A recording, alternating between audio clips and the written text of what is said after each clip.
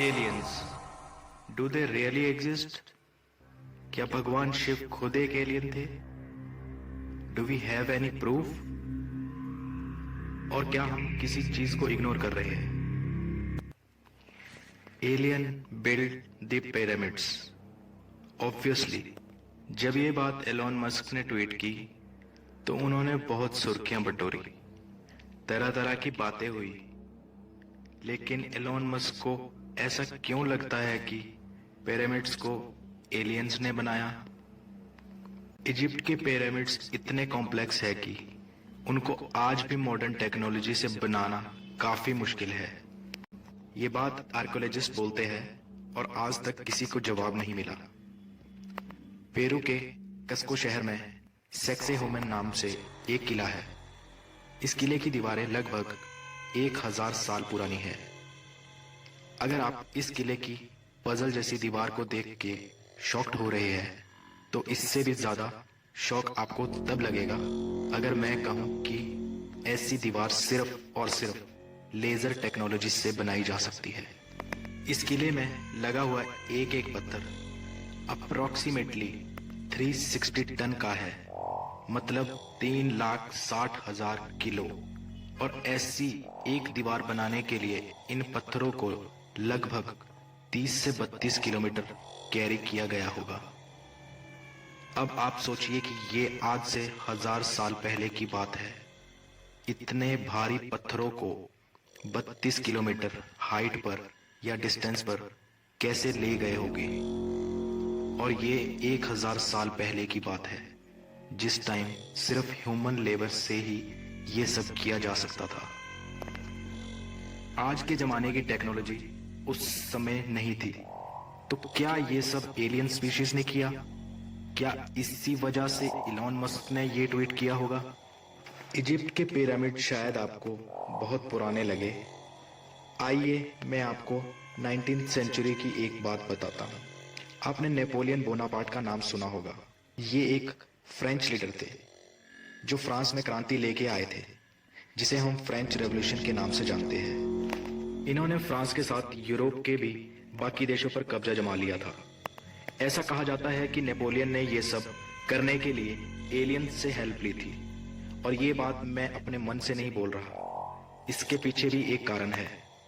साल 2012 में साइंटिस्ट जब नेपोलियन के स्कल को एग्जामिन कर रहे थे, उस टाइम उन्होंने बहुत ही इंटरेस्टिंग डिस्कवरी की। साइंटिस्ट को नेपोलियन के स्कल से बहुत ही छोटा टुकड़ा मिला माइक्रोचिप का। माइक्रोचिप वो ही चिप है जो आजकल के टाइम पर हमारे कंप्यूटर्स, मोबाइल और ज्यादातर इलेक्ट्रॉनिक्स आइटम में होती है। साइंटिस्ट का कहना है कि ये चिप उनके ब्रेन में बचपन से ही थी। अब आप सोचिए 1769, आज से करीब 250 साल पहले क्या माइक्रोचिप होती थी? जवाब है नहीं।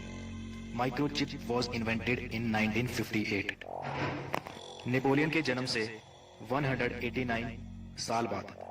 अच्छा, मैं आपको और एक इंटरेस्टिंग बात बताता हूँ। जब नेपोलियन 25 साल के थे तो वो एकदम अचानक गायब हो गए। जब वो वापस आए और लोगों ने उनसे पूछा कि वो कहाँ थे, तो उन्होंने बताया कि कुछ अजीब से लोग उन्हें किडनैप करके ले गए और एक जगह ले जाकर उन्हें बंद कर दिया। अब इस बात का कोई ऑफिशियल रिकॉर्ड तो नहीं है और ना ही नेपोलियन को ये पता था कि उन्हें कहाँ बंद किया गया था। तो इस इंसिडेंट को हम क्या कह सकते हैं? क्या हम ऐसा बोल सकते हैं कि जिन्होंने उनको किडनैप किया था वो एलियंस थे, या नेपोलियन भी एलियंस का पार्ट थे? शायद ये उनको भी नहीं पता था, लेकिन सवाल ये उठता है कि वो माइक्रोचिप कहां से आई? आपने हॉलीवुड मूवी देखी होगी, और जब भी एलियंस का अटैक होता है वो मैक्सिमम यूएसए में ही होता है। एलियंस का इंटरेस्ट इंडिया या पाकिस्तान में नहीं है, लेकिन इंडिया में भी लोगों ने बहुत बार यूएफओ को देखा है। अब वो एलियंस थे या नहीं, अब ये कह नहीं सकते, क्योंकि उनको बोलते ही है ना, अनआइडेंटिफाइड फ्लाइंग ऑब्जेक्ट या यूएफओ। कुछ भी कहना बहुत मुश्किल है, लेकिन हाँ, जो मैं अब आपको दिखाऊंगा वो देखकर आपको भी लगेगा कि हाँ, कुछ तो हो रहा है। शाम के टाइम फोटोग्राफी करना सबको ही पसंद होता है, तो ये बात है अमित त्रिपाठी की, जो लखनऊ के राजाजीपुरम में रहते हैं। ये शाम को सनसेट का फोटो ले रहे थे और इन्होंने आसमान में एक ऑब्जेक्ट को देखा जो रैंडमली उड़ रहा था। ये कोई एरोप्लेन नहीं था, बल्कि ब्राइट सा एक ऑब्जेक्ट था। ये देख अमित जी काफी सरप्राइज हो गए, क्योंकि ऐसी चीज उन्होंने पहले कभी नहीं देखी थी। उन्होंने तुरंत बहुत सारे फोटोज क्लिक कर लिए। अमित बताते हैं कि वो ऑब्जेक्ट उन्होंने करीब 1 मिनट तक देखा और उसके बाद वो एकदम से गायब हो गया। अभी तक एस्ट्रोनॉमर्स ये नहीं बता पाए कि वो ऑब्जेक्ट क्या था, लेकिन लखनऊ के लोग यही विश्वास करते हैं कि वो एक एलियन एयरशिप था। ये तो बात थी 2014 की। अब मैं आपको एक इंसिडेंट बताता हूं जो 25 लाख साल पुराना है। जी हां, 25 लाख साल। छत्तीसगढ़ के कंकेर डिस्ट्रिक्ट में चरामा नाम से एक छोटी सी नगर पंचायत है। वहां की प्री हिस्टोरिक केव में कुछ पेंटिंग्स है। तो पेंटिंग्स तो बहुत नॉर्मल बात है। तो आप सोच रहे होंगे इसमें क्या खास है। यहाँ की रॉक पेंटिंग में कुछ लोग आपको दिखेंगे जिन्होंने मॉडर्न स्पेस सूट जैसा कुछ पहना है। ये वैसा ही स्पेस सूट है जो मॉडर्न एस्ट्रोनॉट्स पहनते हैं।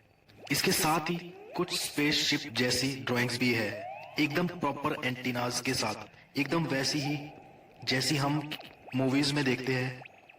अब आप सोचिए, आज से 25 लाख साल पहले ये ड्राइंग्स कौन बना कर गया? कोई टाइम ट्रेवलर आया, या उस टाइम के लोगों के पास भी उतनी एडवांस लेवल की टेक्नोलॉजी थी, या ये सब एलियंस थे जो किसी और प्लेनेट से आए थे? ये लोग कौन थे, यहाँ क्यों आए और अब कहाँ चले गए? आपके दिमाग में जो भी क्वेश्चंस आ रहे हैं, do comment them below and I will try to answer them all. अभी तक मैंने जो भी एग्जाम्पल दिए वो हमारी पृथ्वी के हैं। ये सब हमारी अर्थ पर हुआ है, लेकिन अर्थ के बाहर आउटर स्पेस में भी कुछ ऐसा देखा गया है क्या? Do we have any evidence that the aliens exist? एक और एग्जाम्पल है प्लेनेट मार्स। आपने न्यूज सुनी होगी कि नासा और इसरो के बहुत सारे मिशन चल रहे हैं मार्स पर। रिसेंटली एक फिल्म भी आई थी, मिशन मंगल। तो यहां से हमें पता चलता है, मतलब ये नासा और इसरो के जो मिशन है, इनसे हमें पता चलता है कि मार्स पर मीथेन गैस है। मीथेन गैस अर्थ के ऊपर भी है, इसमें कौन सी बड़ी बात है? तो जो मीथेन गैस है वो 2 तरह से प्रोड्यूस होती है।